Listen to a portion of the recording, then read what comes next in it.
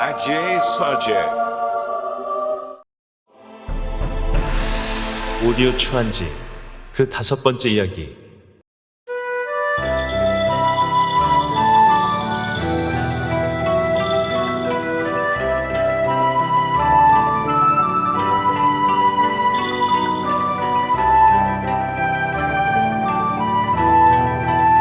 조고는 워낙 간결롭게 짝이 없는 인물이어서 미인을 미끼로 황제를 녹여내려고 간계를 쓰고 있건만 시황제는 그 술책에 넘어가서 늙은 황간을 상대로 유유낙낙 음담패설만 늘어놓고 있으니 통치자가 그래서 어찌 나라가 무사할 수 있을 것인가.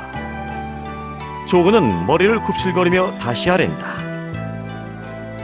그러면 지금부터 한 명씩 호명 현신하게 할 터이오니 폐하께서는 마음껏 감상하시옵소서. 이윽고 50여 명의 미녀들이 휘황찬란한 불빛을 받으며 한 사람씩 아장아장 걸어들어와 어전에 큰 절을 올리는데 젊음이 용솟음쳐 오르는 그 육체들은 어느 하나 아름답지 않은 것이 없었다. 소주미인들이 이처럼 천하의 절색인 줄은 미처 몰랐구나. 너무도 아름다워 눈이 부실 지경이니 이를 어쩐단 말이냐. 조고가 허리를 굽실거리며 아랜다. 폐하, 천하의 미인들은 모두가 폐하의 소유물이옵니다. 마음에 드시는 대로 골라 즐겨주시옵소서. 진수성찬이 너무도 요란스러워 정신을 차릴 수가 없구나. 사실 시황제는 너무도 황홀하여 정신을 차리지 못할 지경이었다. 시황제는 소주 미녀들에게 맛을 들이자 지방 순행을 중지한 채 언제까지나 소주에 머물러 있으려고 하였다. 조고는 약삭빠르게 그러한 눈치를 알아채고 시황제에게 궁한다. 폐하, 이곳은 기후가 온화하오니 숫째 지방 순행을 중지하시고 겨울을 이곳에서 보내심이 어떠하시겠나이까? 아하, 그거 참 좋은 생각이로구나. 그러면 겨울을 여기서 보내고 봄이 오거든 지방 순행을 다시 떠나기로 하자. 그와 같은 변경에 대해 누구보다도 놀란 사람은 승상 이사였다. 군주의 행행은 지엄하기 짝이 없는 것이어서 한번 공포된 여정을 마음대로 변경해서는 안 되는 것이기 때문이었다. 그러나 이사가 간언을 올리고 싶어도 조고가 중간에서 시황제와의 면담을 방해하고 있음을 어찌하랴. 이사는 생각도 못해 조고를 정면으로 꾸짖는다. 군주의 여정을 마음대로 변경하는 것은 법대에 어긋나는 일이니 그러니까 황제 폐하께서는 이미 공포하신 대로 지방 순행을 빨리 떠나셔야 하니. 그러자 조고는 비웃는 듯 뜻한 어조로 대답한다. 승상하파, 법도란 백성들에게나 필요한 것인 줄로 알고 있사옵니다. 황제 폐하께서 어찌 법도라는 것이 있을 수 있사오리까? 그런 것이 아니래도 그러네. 황제께서 일단 공포하신 여정을 중단하고 소지 언제까지나 머물러 계시면 폐하를 영접하려고 만반 준비를 갖춰놓고 있는 백성들에게 얼마나 많은 피해를 주게 될 것인가. 조고는 그 말에 비위에 거슬려 승상의 얼굴을 말끄러미 올려다보다가 말한다. 누가 뭐래도 황제 폐하께서는 여기서 겨울을 나실 것이옵니다. 지금 소인이 승상에게 드리는 말씀은 폐하의 어명이시니 그런 줄 아시고 다시는 여러 말씀 아니하시는 것이 신상에 이로우실 것이옵니다. 조고의 방자스러운 언동에는 승상인 이사도 어찌할 도리가 없어 이사는 숫째 입을 다물어 버리고 말았다. 그로부터 두어 달이 지났을 무렵 소주 고을에는 상상조차 할 수 없었던 놀라운 사건이 하나 발생하였다. 그날 밤 하늘에서 커다란 별 하나가 맹렬하게 불타며 땅에 떨어졌는데 땅에 떨어진 그 별똥에 시황사이 지분이라는 6개의 글자가 새겨져 있었던 것이다.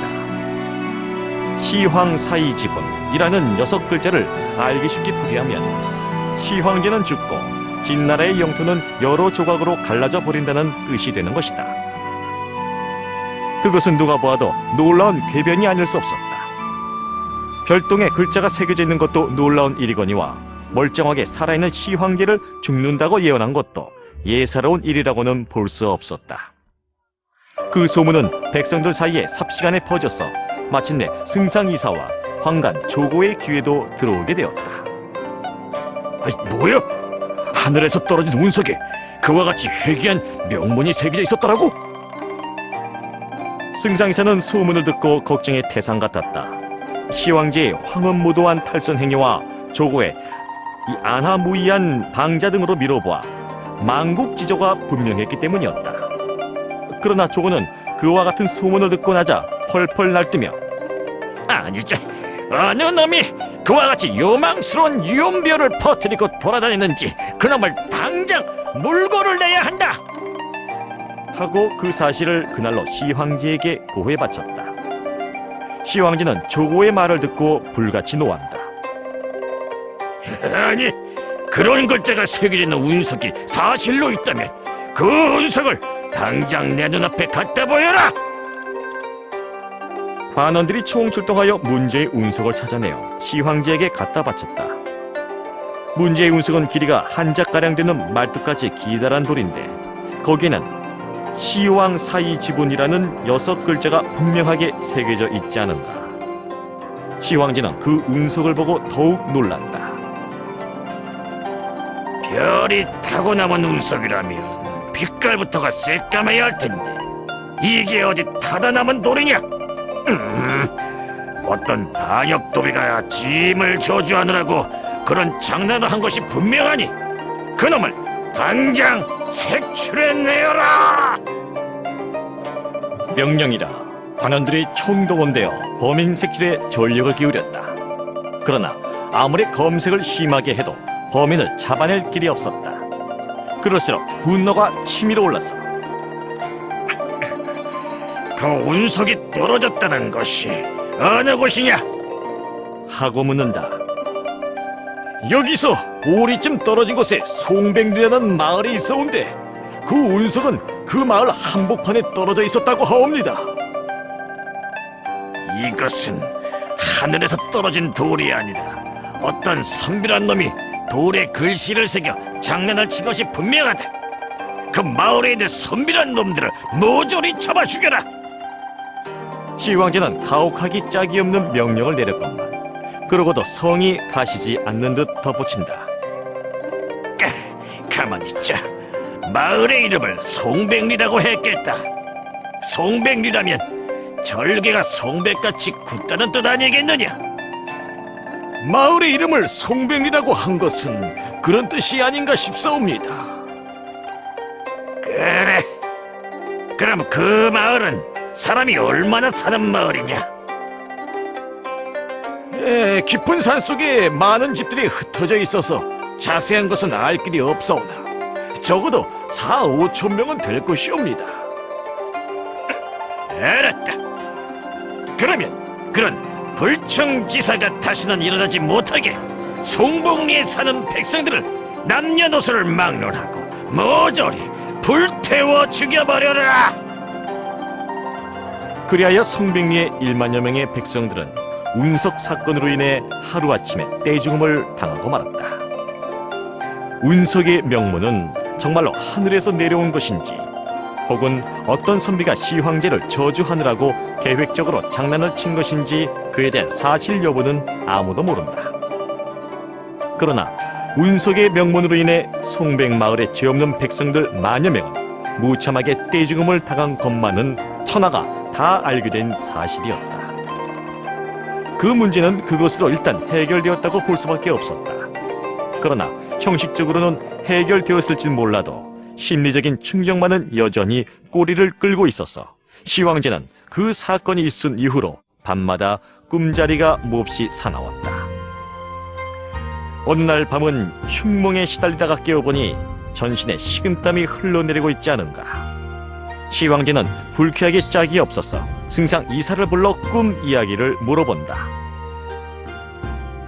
짐은 간밤에 좋지 않은 꿈을 꾸었는데 무슨 까닭으로 밤마다 꿈자리가 그토록 사나운지 모르겠구려. 무슨 꿈을 꾸셨기에 그런 말씀을 하시옵니까? 짐은 어젯밤 꿈에 동해바다에서 해룡과 대판 싸우고 있었는데 때마침 하늘에서 붉은 용 한 마리가 날아 내려오더니 짐을 성두레째 잡아삼키려고 덤벼들더란 말이야. 기겁을 하고 놀라 소리를 지르다 깨어보니 꿈이었어. 이사는 고개를 무겁게 기울였다. 아무리 생각해도 흉몽임이 틀림없었기 때문이었다. 그러나 흉몽이라고는 말할 수 없어서 이사는 얼른 이렇게 둘러댔다. 봄에 꾸는 꿈은 개꿈이라는 속담이 있사옵니다. 폐하께서는 오랫동안 지방 순찰로 옥체가 필요하신 탓에 그런 꿈을 꾸신지 같은 생각이 드는데, 그 꿈이라는 것은 믿을 것이 못되오니 너무 개념치 마시옵소서. 그래요. 지난번에는 산 위에 푸른 웅기가 감돌아서 짐을 불쾌하게 하더니 어젯밤에는 정령이 짐을 잡아삼키려고 했으니 푸른 빛깔과 붉은 빛깔은 짐과 무슨 원수인지 모르겠구려.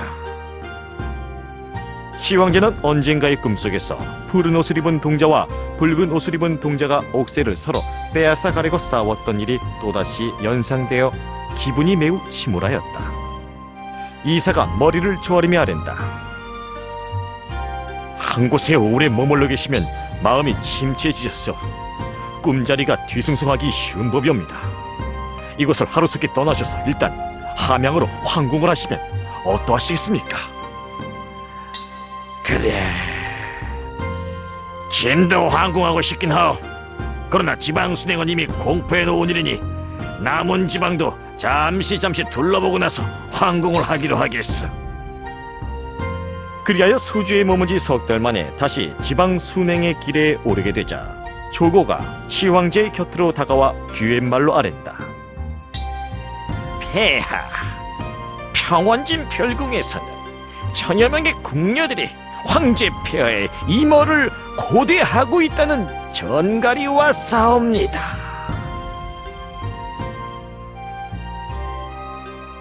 시황제는 전국 각지의 명승지에 별궁을 많이 가지고 있었다.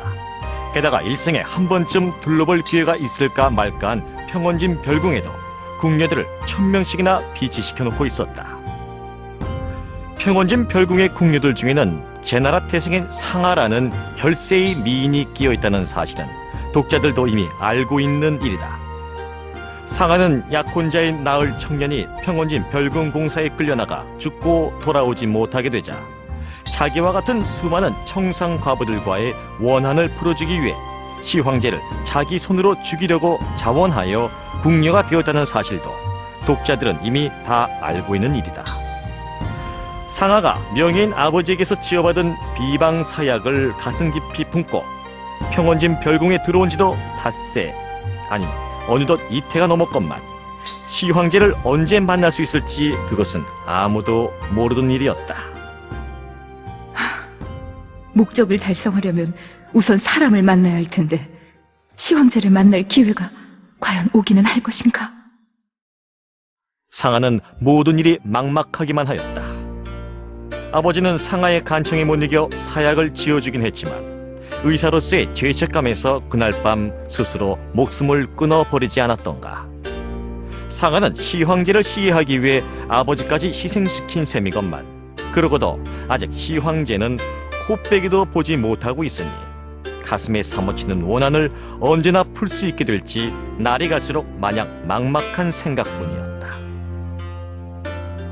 그러던 어느 초여름날, 평소에는 무주공가처럼 조용하고 쓸쓸하게만 했던 평원진 별궁이 벼랑간 발칵 뒤집히듯이 소란하게 되었다. 평원진 고을 군수가 돌연 수백 명의 인부들을 인솔하고 달려와 진두지휘를 해가면서 별궁에 대청소를 하는가 하면 다른 한편에서는 수십 명의 정원사와 도공들이 몰려와 정원을 새로 꾸미고 단청을 새로 장식하기에 여념이 없어 했던 것이다. 상아는 하도 수상하여 아니, 전에 없이 벼란 건 왜들 이러십니까? 하고 별궁도감에게 물어보았더니 별궁도감은 눈을 커다랗게 떠보이며 이렇게 대답을 하는 것이 아닌가. 황제 폐하께서 내달 초에 우리 별궁에 임행하시기로 되어 있다. 우리 별궁이 완성된 지가 이미 3년이 넘었건만 황제 폐하께서 이제야 처음으로 나신다고 하니 우리로서는 두 번 있기 어려운 영광이요.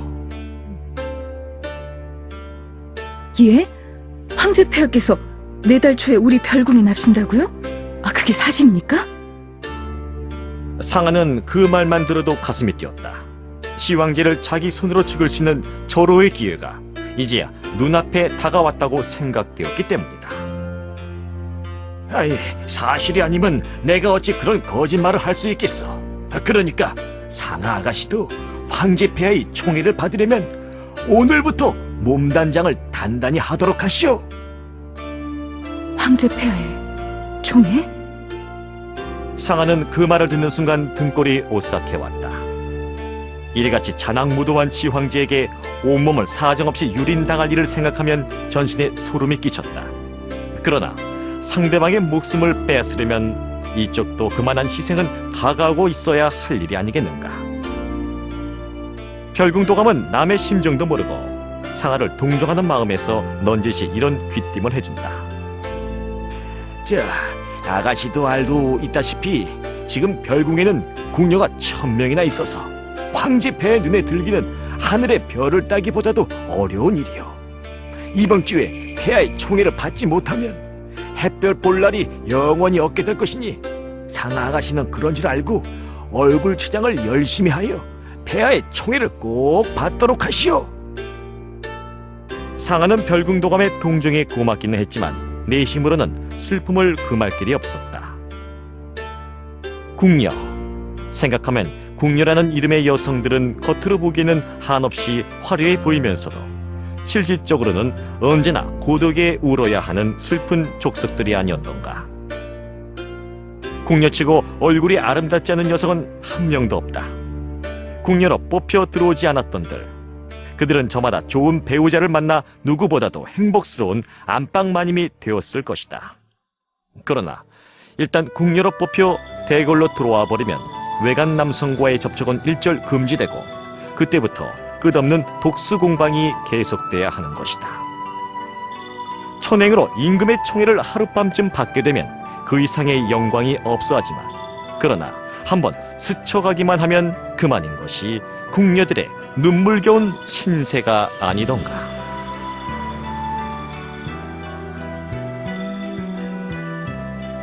상아는 궁중생활 이케 동안에 궁녀들의 비참한 생활 양상을 뼈저리게 목격해 왔었다.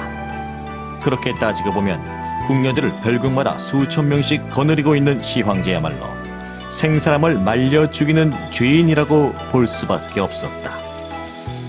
오냐, 어떤 일이 있어도 나는 이번 기회에 시황제라는 죄인을 내 손으로 죽여버리고 말리라.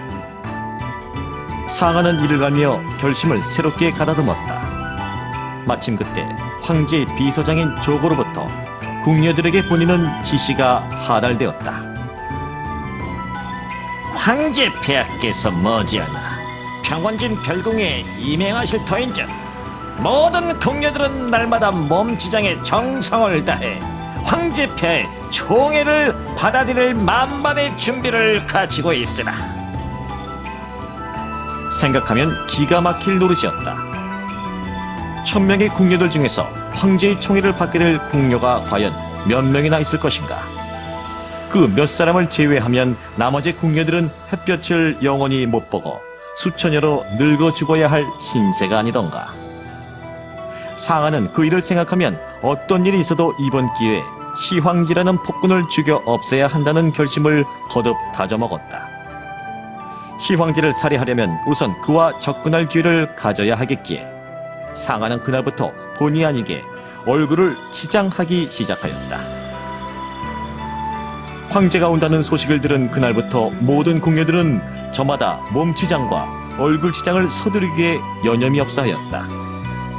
일생에 한 번밖에 없을 천재의 일우라 싶어서 궁녀들은 황제의 총애를 받아보려고 무원중에 치열한 경쟁을 전개해 나가고 있었던 것이다. 그러나 그뿐이랴. 그날 이후로 궁녀들 간에는 벼랑간 살벌한 분위기가 감돌고 있었다. 평소에는 서로 동정하고 화목하여 도난 사건 때에는 일절 없었지만 시황제가 온다는 기별이 있은 다음부터는 연지와 백분 같은 화장품 도난 사건이 꼬리에 꼬리를 물고 발생하였다. 얼굴이 아름다운 궁녀일수록 피해가 심하여 상하는 화장품이란 화장품은 모조리 도난을 당하고 말았다. 게다가 평소에는 상하를 친자매처럼 따르던 궁녀들조차도 이제는 상하를 원수처럼 미워하고 있었다. 말할 것도 없이 그것은 아름다움에 대한 투기였다. 황제의 총애를 받기 위해서는 자기보다 아름다운 궁녀를 제거해 버리지 않을 수 없는 데서 오는 슬픈 투기였다. 상하는 그러한 양상을 보고 뼈아픈 슬픔을 금할 길이 없었다. 선녀처럼 착하던 처녀들이 독사 같은 악녀로 표변하게 된 것도 결국 따지고 보면 시황제의 죄가 아니고 무엇인가. 상하는 그날부터 화장할 생각을 수치에 단념해버렸다. 동료들과 경쟁할 생각이 추호도 없었기 때문이었다. 궁녀들 중에 월지라는 소문난 미녀가 있었다. 월지는 얼굴도 아름답거니와 자존심이 유난히 강하여 많은 동료들 앞에서 말이야 바른 말이지만 황제의 총애를 받을 사람은 나 이외에 또 누가 있겠니? 하고 농담삼아 큰 소리를 친 일이 있었다. 그러자 모든 궁녀들은 월지에게 무섭게 덤벼들어 얼굴을 핥히고 팔다리를 물어뜯고 하는 바람에 월지는 즉석에서 추녀가 되고 말았다. 상하는 자기 자신이 여자이긴 하면서도 여자의 투기가 그렇게도 무서운 것인 줄 몰랐다. 월지를 추녀로 만들어버린다고 과연 자기 자신이 황제의 총애를 받을 수 있다고 생각하는 것일까? 1000명의 궁녀들 중에서 황제의 총애를 받게 될 궁녀는 몇 사람에 불과하리라.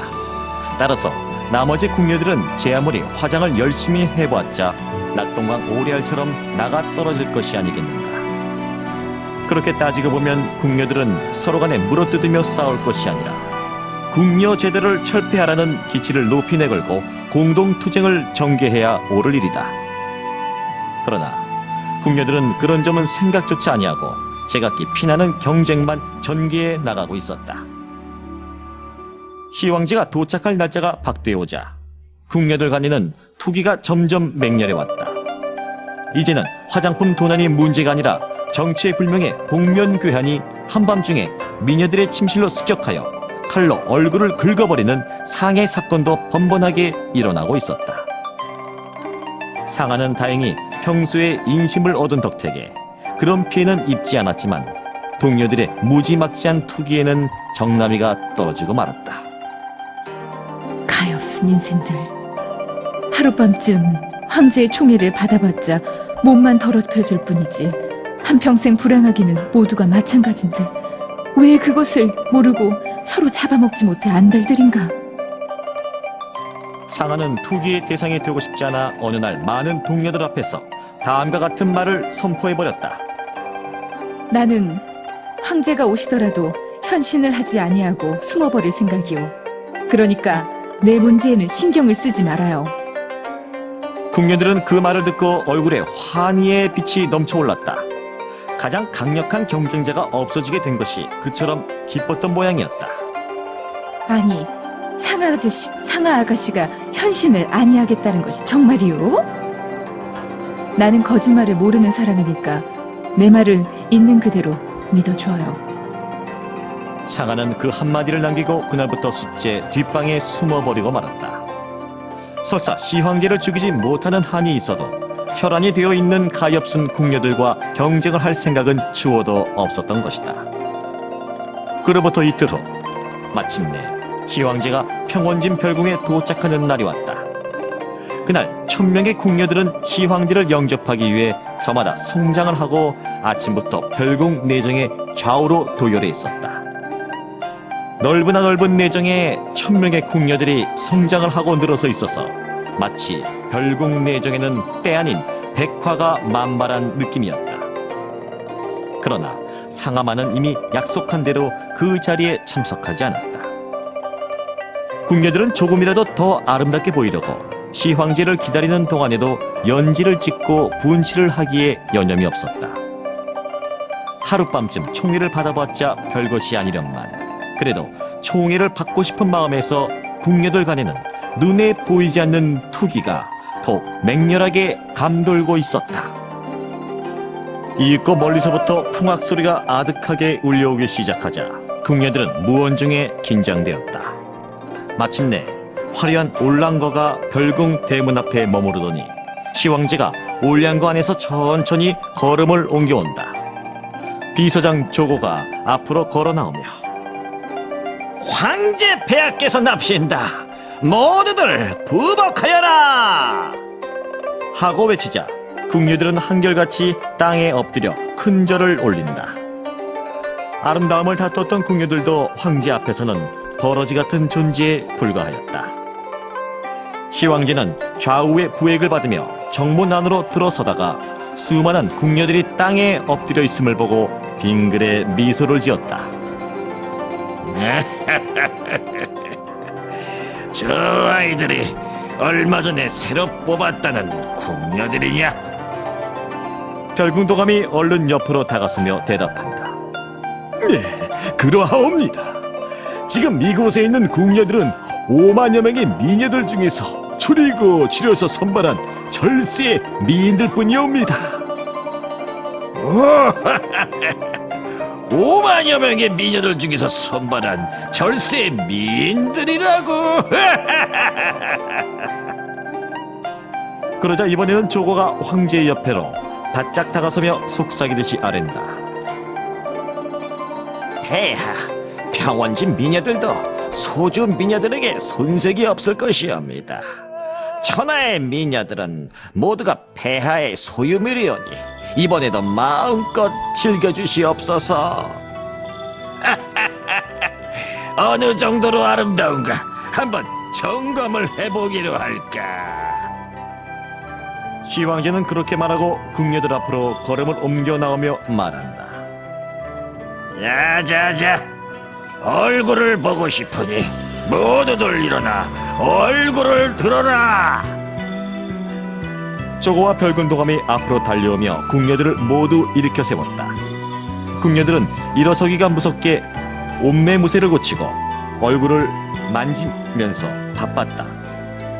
일생의 운명이 이 순간에 달렸기에 조금이라도 더 곱게 보이려고 최선의 노력을 다했던 것이다.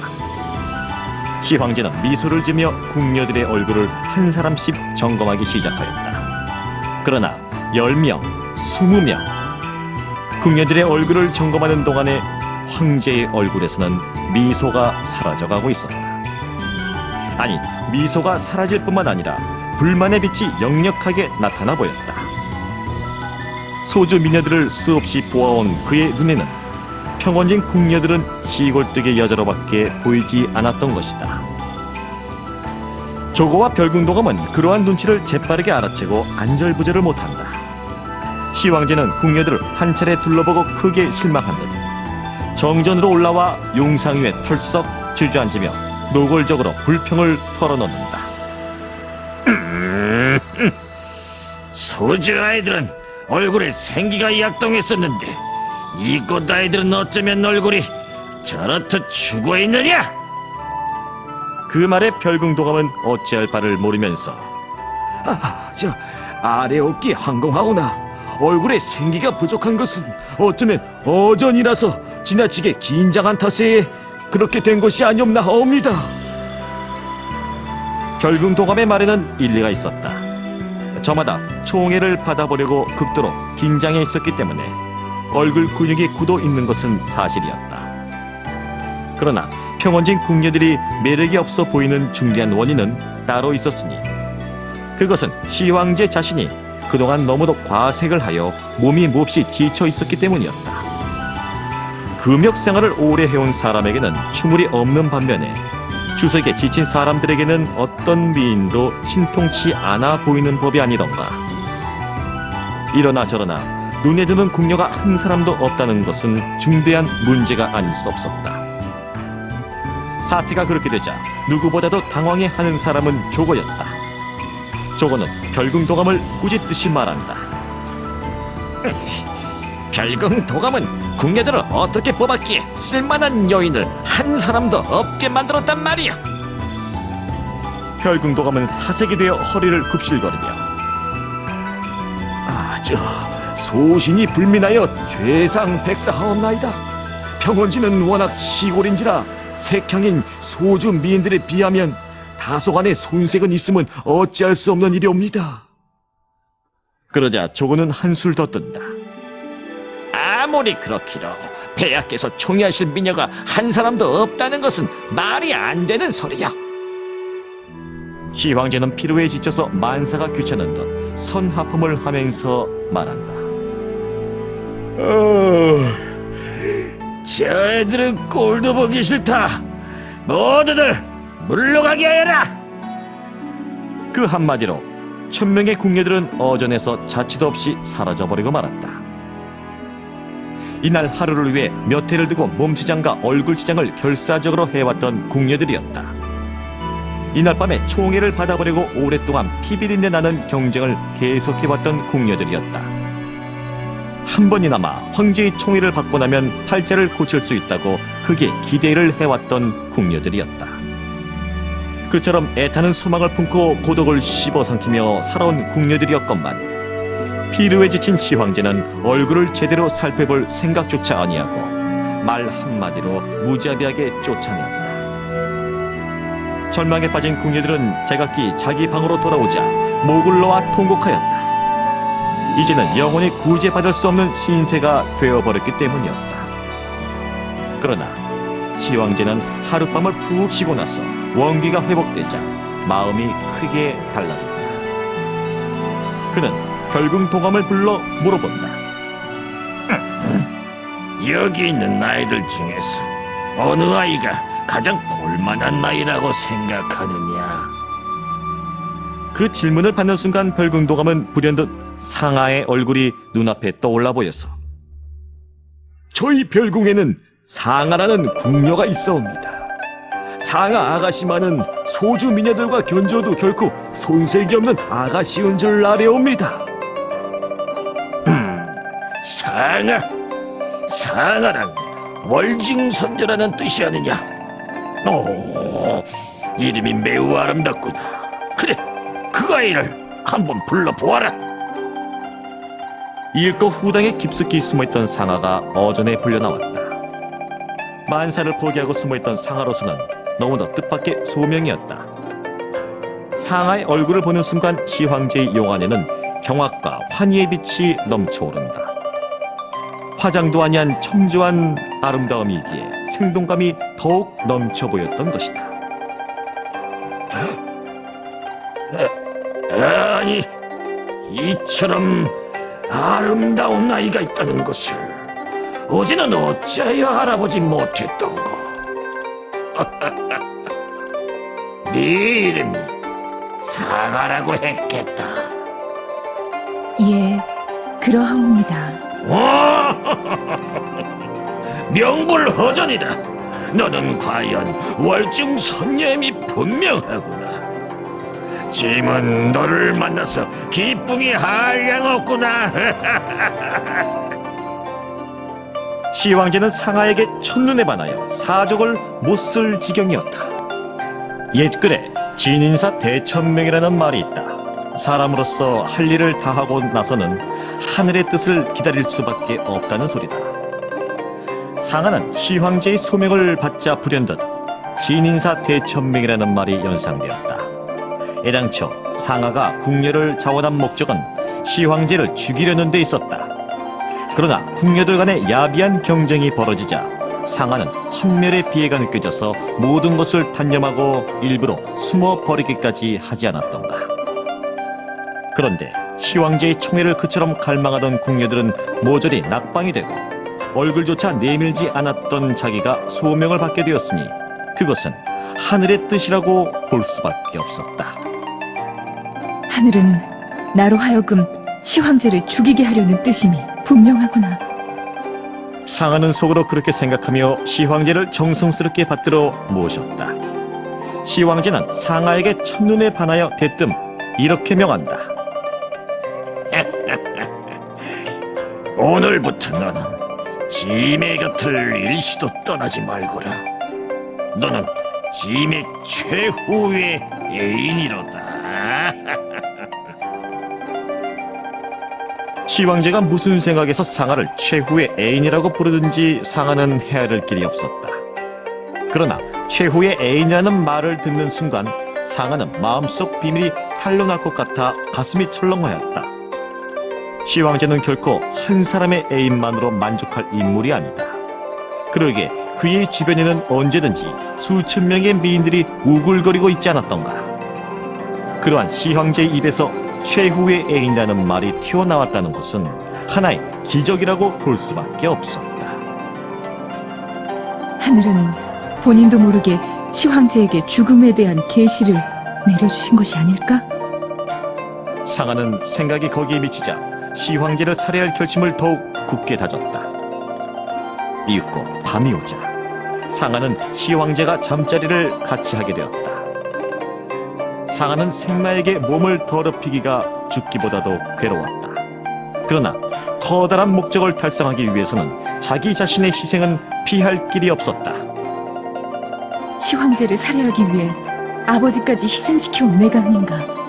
나 하나 제물이 됨으로써 만천하의 불우한 여성들을 구원할 수 있다면 나의 희생은 결코 헛된 희생이 아닐 것이다. 상아는 그런 생각이 들자 얼굴을 붉혔다. 상아의 순결한 피부는 글자 그대로 성녀와 같이 거룩한 인상을 시황제에게 주었다. 너야말로 월중 선녀임이 분명하구나.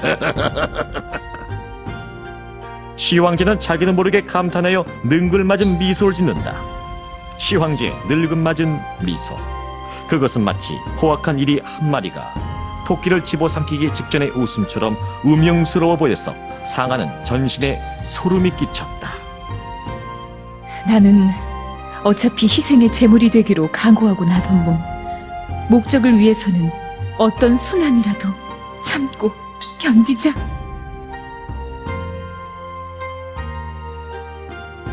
상아는 숫제 눈을 감고 시황제가 접근해 오기만 기다리고 있었다. 그러나 시황제는 상아를 이불 속으로 끌어들일 생각은 아니하고 백낙 같은 지체를 조심스럽게 어루만져 보기만 하면서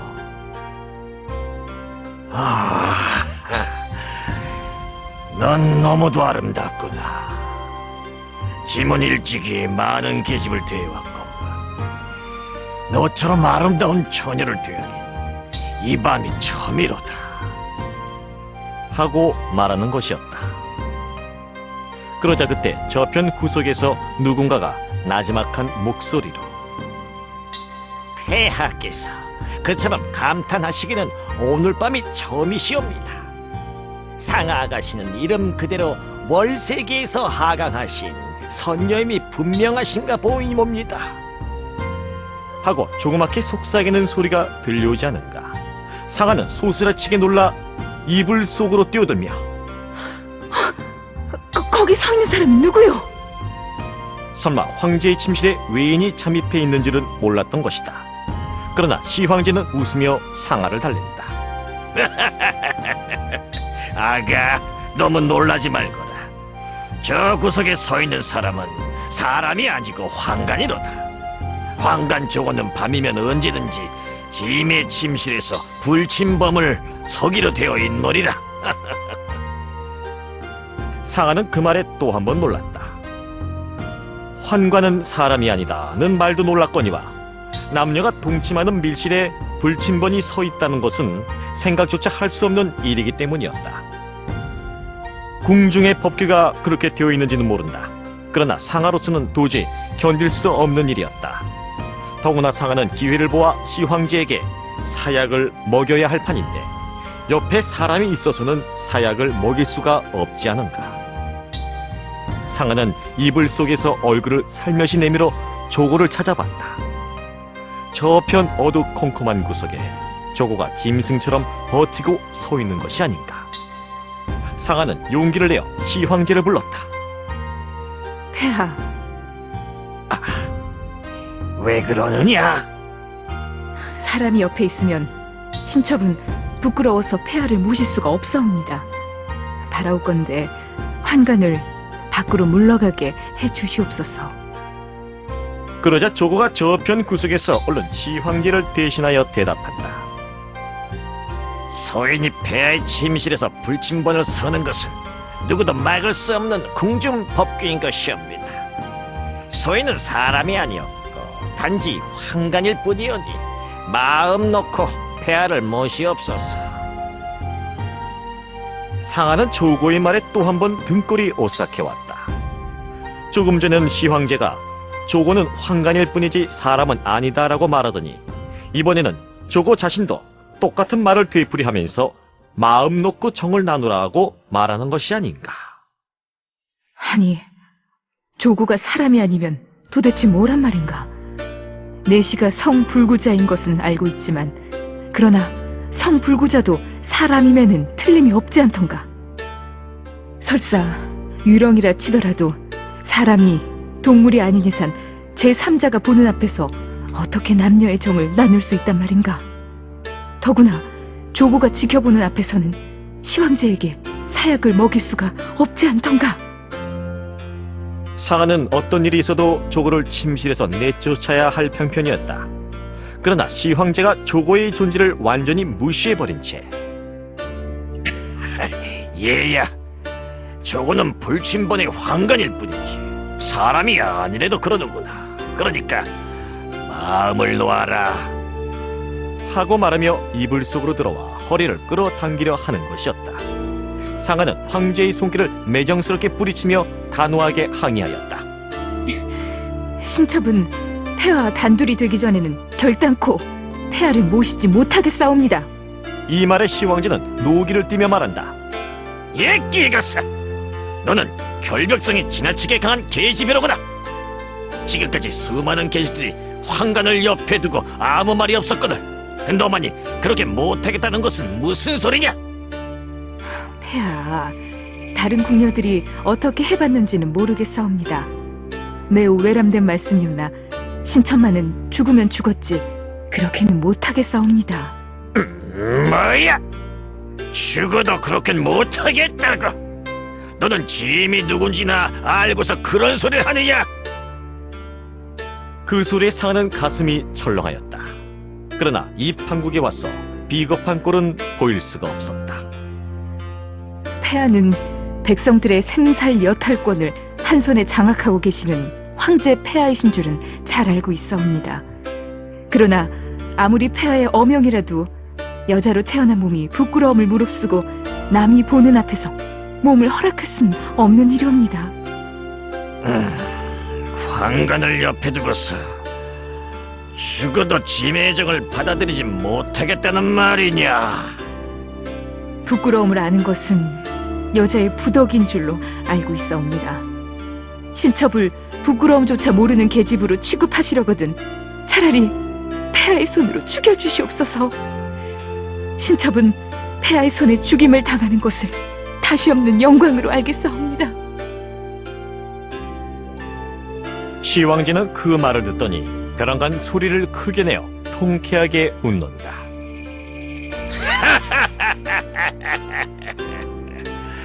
짐은 오늘에야 처음으로 계집다운 계집을 만났구나. 시황제는 상아의 어깨를 다정스럽게 도닥거려주며 감격어린 어조로 다시 말한다. 아무리 보아도 너는 하늘에서 내려온 선녀임이 분명하다. 짐은 지금까지 많은 계집을 만나봤을 때 너처럼 부끄러움을 제대로 알고 있는 계집은 처음 보았다. 여자의 수치심을 죽음으로써 지켜나가려는 그 결의는 진실로 고귀하기 짝이 없는 감정이로다. 그처럼 고귀한 네 뜻을 내 어찌 무시할 수 있겠느냐? 그리고 이번에는 저편 구석에 읍하고 서 있는 조고에게 이렇게 명한다. 조고야, 오늘 밤은 불침번이 필요치 않으니 물러가 있거라. 황제 입에서 그런 명령이 나오게 한 것은 커다란 성공이었다. 그러나 조고는 선뜻 물러가려고 하지 않는다. 폐하, 소인의 처지로서는 그럴 순 없는 일이옵니다. 뭐가 그럴 수 없다는 말이냐? 폐하께서 주무시는 중에 어떤 일이 일어날지도 모르므로 불침번은 반드시 필요한 것이옵니다. 10여 년 이래로 소인이 불침번의 임무를 직접 맡아온 것은 바로 그것 때문이었습니다. 그래, 네 충정은 잘 알고 있다. 그러나 오늘 밤만은 물러가 있거라. 폐하, 소인이 물러가는 것은 어려운 일이 아니옵니다.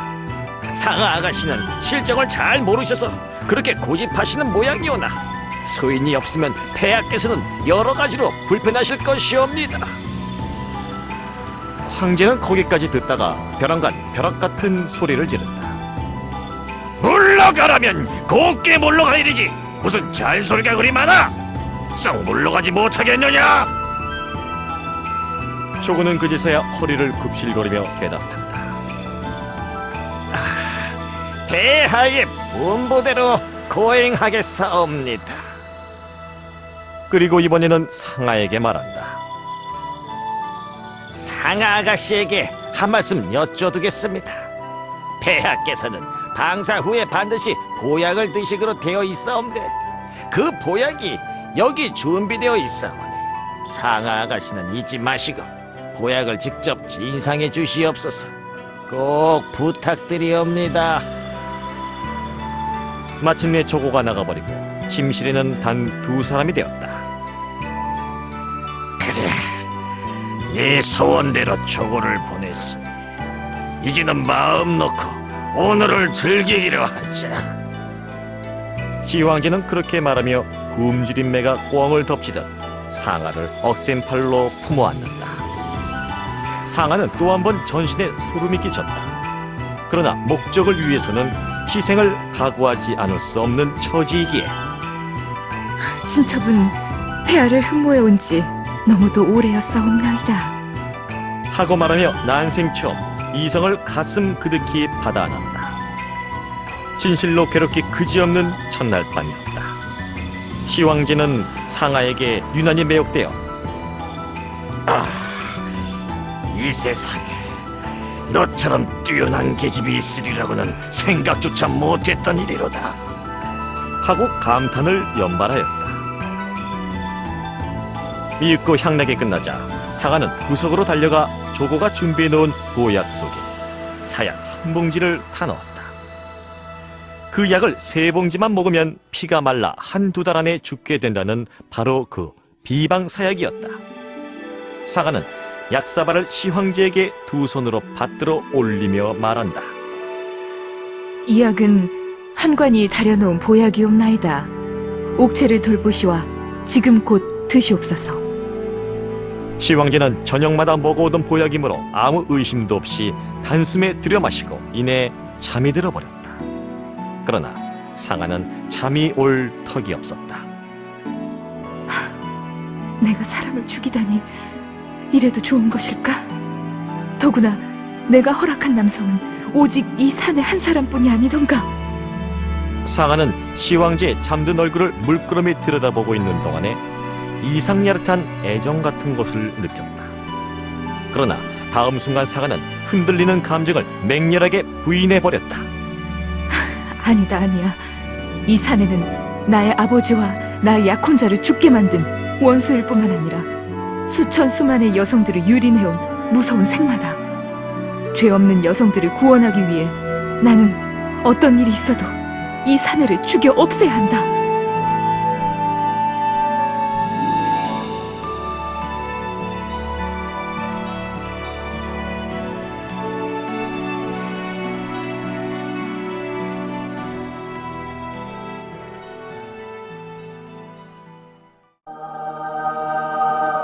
다음 이야기도 기대해주세요.